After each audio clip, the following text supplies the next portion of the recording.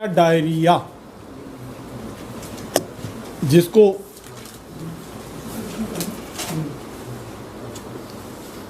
कठिन भाषा में बोलें तो कोली बैसियोलोसिस कहते हैं और आम भाषा में उसे डायरिया या दस्त या जुलाब। ठीक,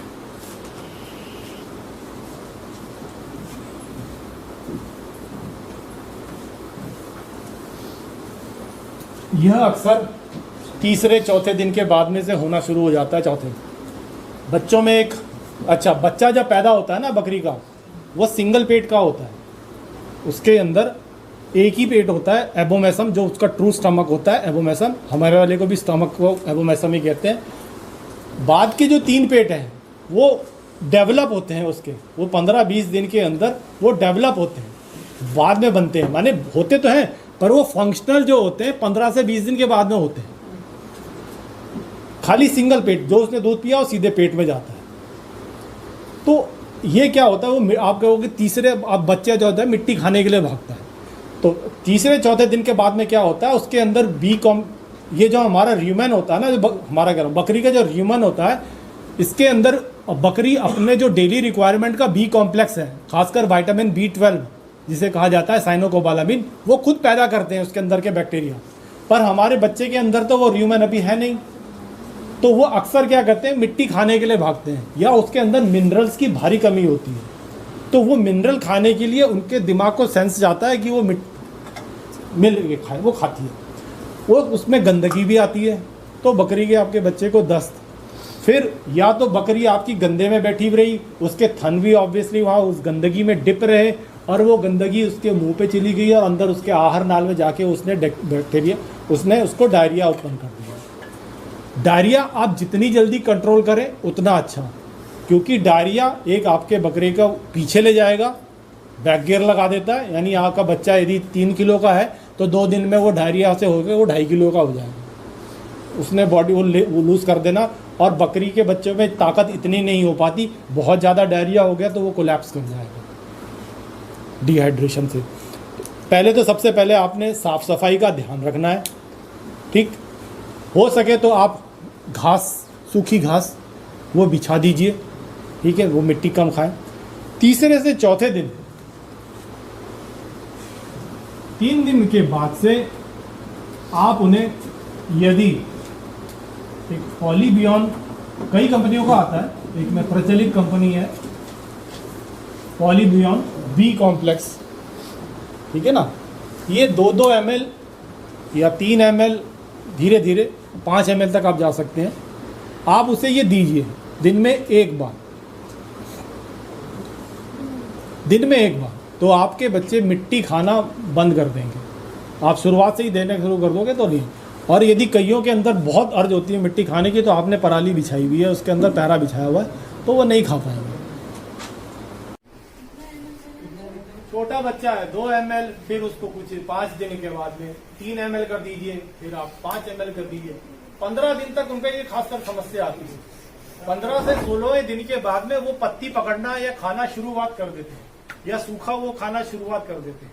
जब वो शुरुआत करते हैं तो वो अक्सर, आप यदि सूखे से शुरुआत करें तो उनका र्यूमेन का डेवलपमेंट अच्छा होगा। यदि आपके पास सूखा चारा है तो ठीक है, नहीं है तो आप पेड़ की पत्तियों से स्टार्ट करें।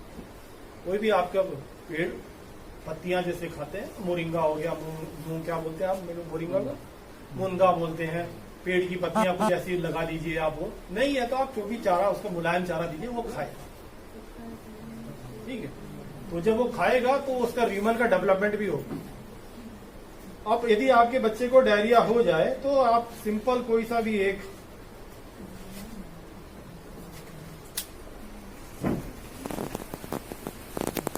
छोटे बच्चे में ना ह्यूमन वाली ही दवाइयां चलती हैं। ऐसे छोटे बच्चे की कोई आती नहीं है जो ह्यूमन में चलती है ना डायरिया के लिए। छोटे बच्चों में अक्सर जो पीडियाट्रिक डॉक्टर होते हैं,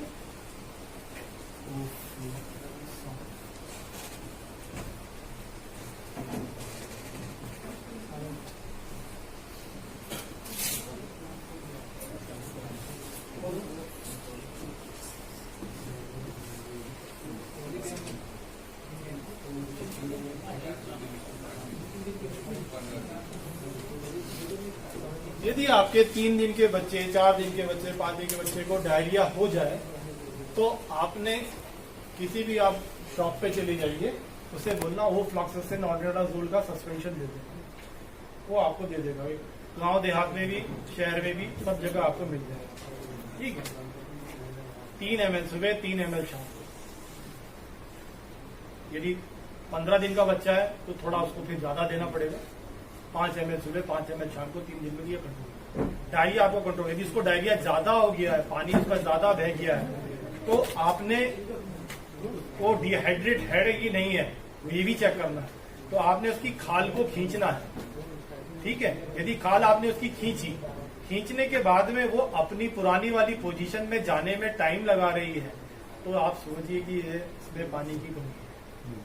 ठीक है, और यदि तुरंत चली जा रही है तो ठीक। तब फिर क्या करना है, आपने ORS भी इसके साथ में ऐड करना पड़ेगा आपको।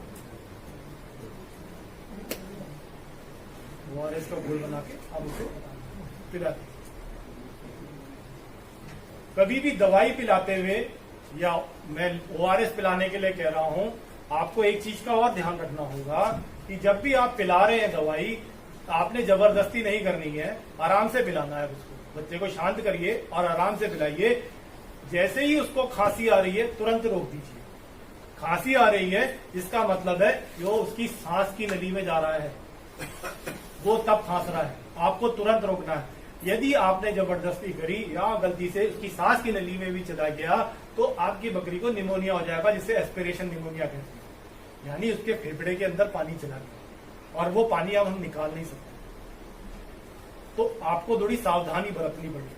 तो उसके लिए क्या करते हैं, यदि आपके पास में, ये तो बड़ा ड्रेंचर है, बड़ा, ये तो बड़ी बकरियों के लिए है, छोटे के लिए हम क्या करते हैं, ये ले लेते हैं सिरिंज, IV सेट जो होता है ना, IV सेट देखा, जो इन्फ्यूजन सेट होता है, जो नली लगाने वाला होता है, उसका एक पाइप होता है, वो पाइप काट लेते हैं। इसके आगे मैंने जुगाड़ बता रहा हूं, जिसे कहते हैं कि यदि आपके यहाँ ये नहीं मिलता है, उसके आगे इसको एडजस्ट कर लेते हैं। आनंद जी एक पिक है,